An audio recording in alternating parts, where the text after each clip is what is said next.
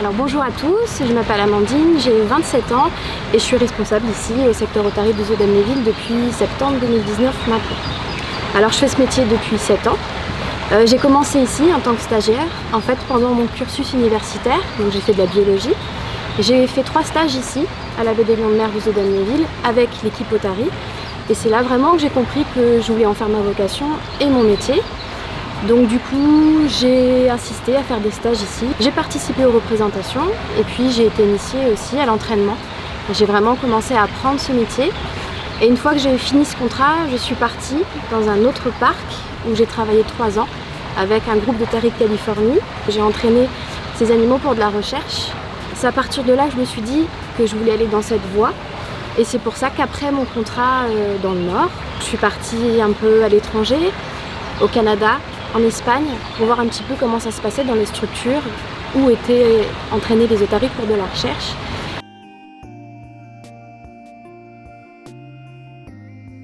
Alors on a un groupe de 6 otaries, donc on a 2 espèces différentes.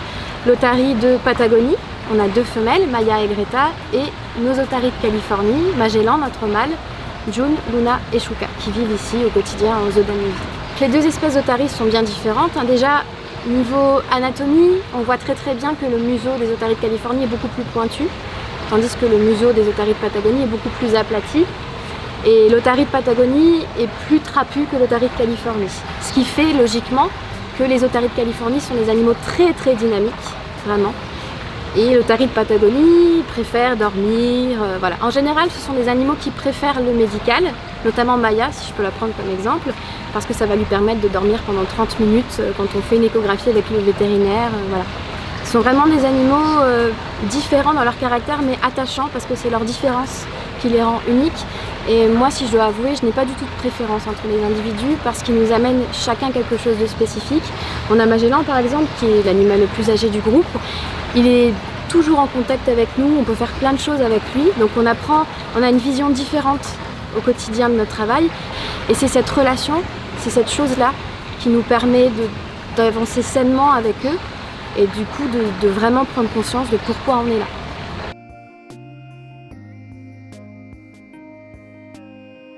Ce que je trouvais génial, c'était l'interaction que le soigneur pouvait avoir avec l'animal et le fait que les animaux associent un geste ou un mot à un comportement.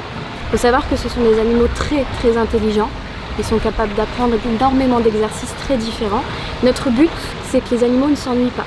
Donc c'est à nous, en tant que soigneurs, de trouver différents exercices qui vont faire en sorte qu'ils vont devoir réfléchir au-delà de ce qu'ils réfléchissent d'habitude.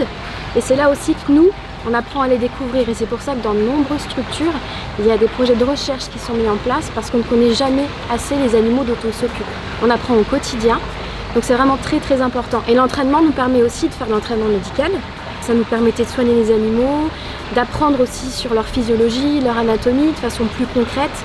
Donc là, le principe, c'est que le vétérinaire puisse avoir accès à l'animal sans stress, sous volontariat de l'individu, c'est très important, et qu'on puisse soigner nos animaux sans aucun stress. Il ne faut pas oublier non plus qu'on est là pour leur bien-être, pour améliorer leurs conditions de vie.